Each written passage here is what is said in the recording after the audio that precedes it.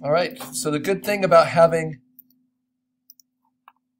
the main structure of the body kind of sketched and clear is that now I can use the joints to attach new parts of anatomy.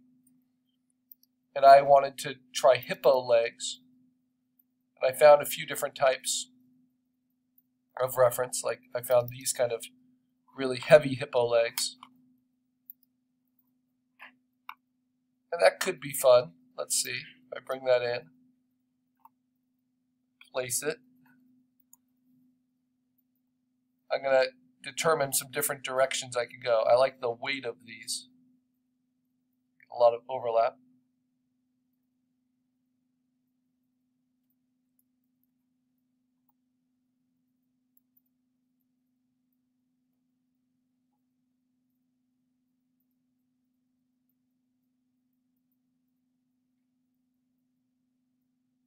Yeah, not bad.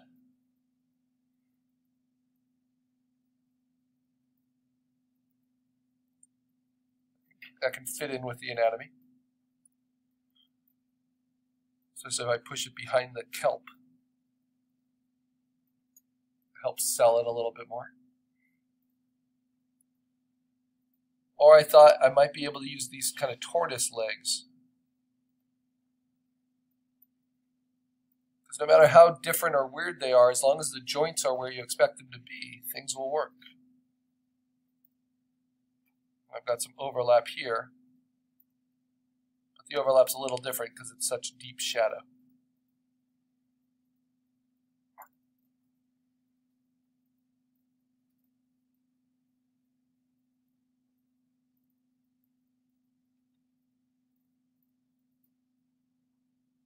Yeah, so the main issue with these legs is that they don't feel like they're carrying as much weight, though I like the texture of them. And I have two of them. I think I'm going to go with that one. It's like picking, different options for the car you're having built. Do you want the spoiler or not? What does it do to the overall shape? Does it look believable? So this really looks believably like that foot can hold up this kind of weight. And you got all that kind of blubber and that fold over, which is nice. And the lighting's a little strong. And the coloring's not right. But it can be made to work. So I'm going to take that leg. And then I'm going to use my eraser, 100%. A little bit bigger this time. Take off the hard edge all the way around.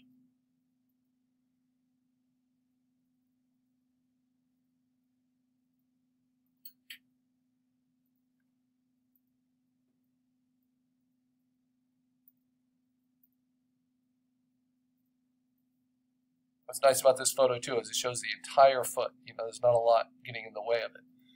And then go to a lower opacity. Start transitioning it in.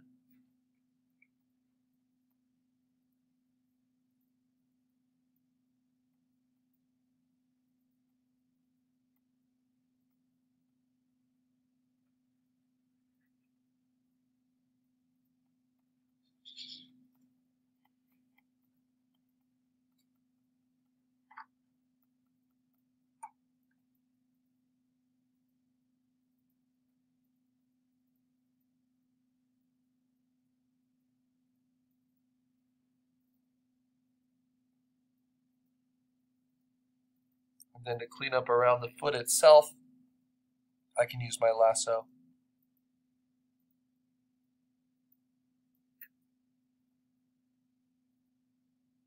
And my refine edge tool. I want to leave some of that shadow.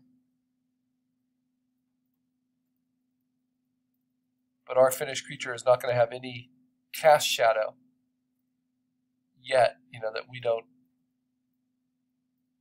we will be adding one later when we put it into an environment. So if I just hit delete now, it would be way too sharp.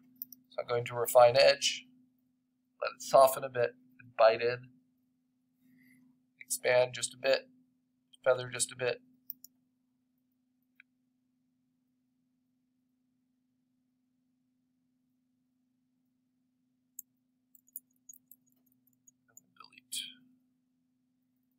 All right. I've got a leg there. Fits into the joint nicely. The beauty of this reference is I can't even see that back leg well enough. I can just kind of cut it into a shape that matches that. Even though it's a flipper, it will look like the shadow of a foot.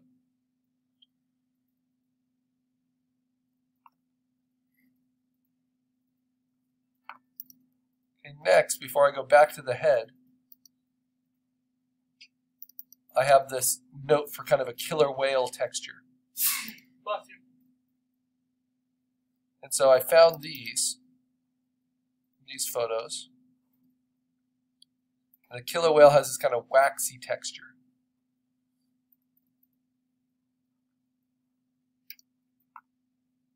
Because I don't think I want to go with the fully wet, shiny SeaWorld kind of whale. So if I take that, how can I use that to help? Well, this will be kind of a textural choice, so it doesn't just feel so much based on a sea lion and a walrus. I can take this kind of form here and make it work. So I'll show you what I mean.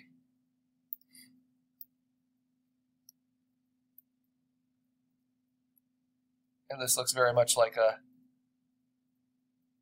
model, like a foam model of a whale. So it's funny, you search for things and then they sometimes push you in new directions. But I like this overall kind of waxy feel and texture. I even like the rubbed away part, the latex paint and the foam. So I'm going to select that out. And now this is basically just a kind of a texture overlay. I'm going to flip it vertically so I get the highlight kind of near the top. And now I can really play with distorting it and shaping it.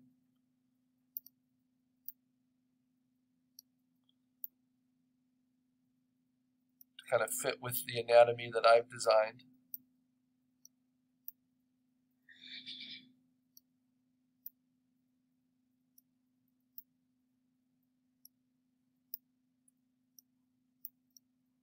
And it gets rid of some of that brown. I have kind of brown everywhere on this design so far. So this might give me a different element to work with.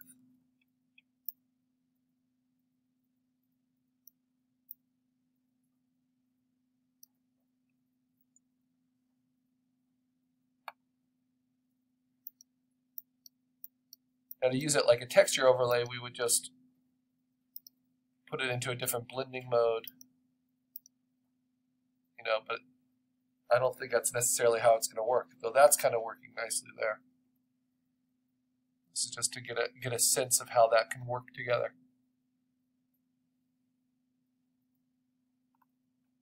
So let's see.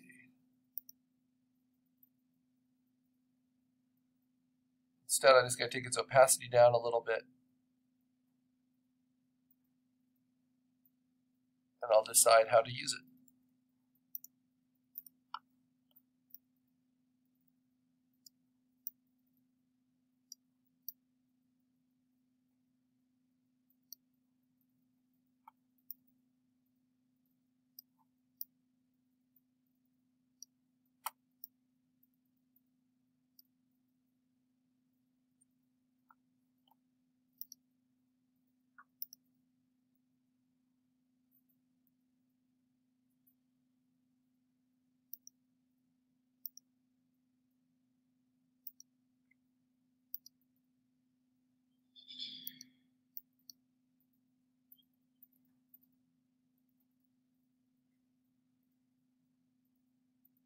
Okay.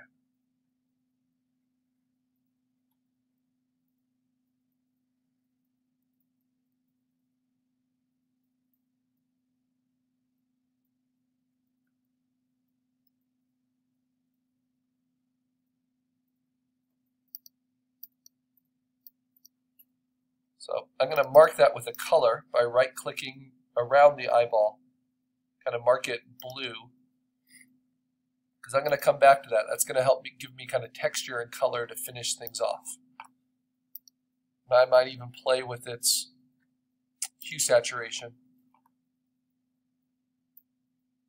kind of force it to have a little bit more color.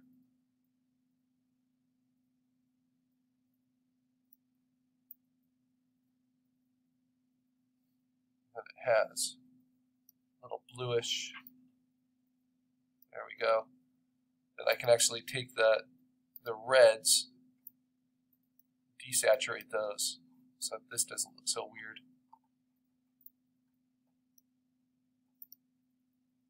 The yellows.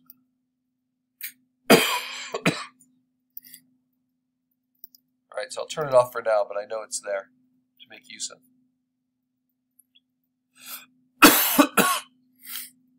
Okay, now before I add the coral crown, which I have a few options. I think I'm going to use these kind of selectively copy and pasted.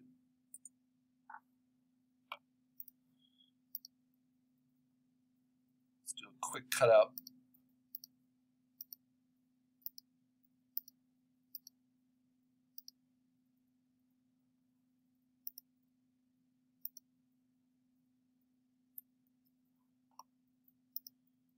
Get rid of all the stuff around it.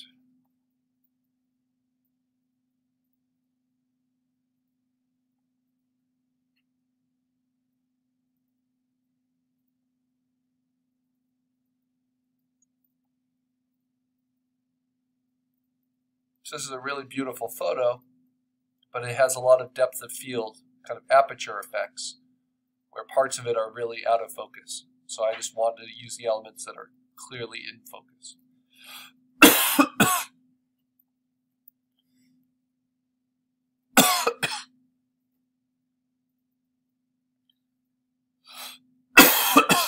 So I'm going to put this on the top of everything else.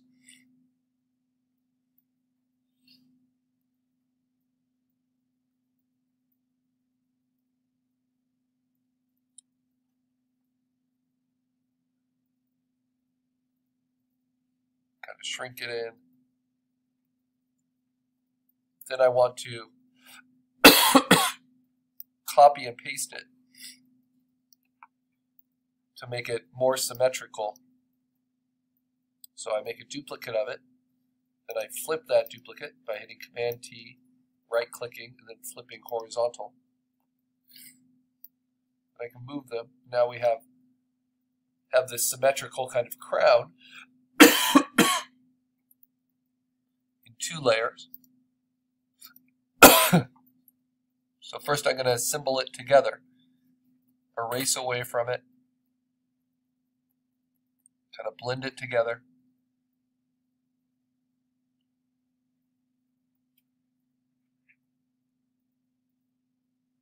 Make sure it's nice and clean.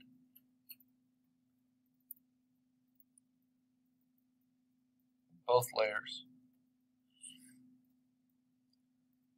And then I can actually merge those 2 layers together by holding down Shift and selecting both of them, and then going to Layer Merge Layers, or the shortcut is Command-E. So now I have 1 layer asset, which allows me then to warp it and distort it a little bit so it feels more like it would fit the anatomy and the posture of my character.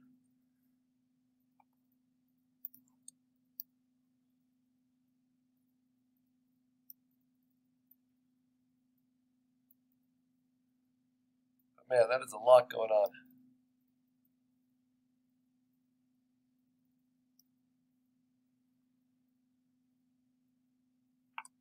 Let's push it behind the tusks. See how that works. Yeah, it can kind of work. Let's use warp.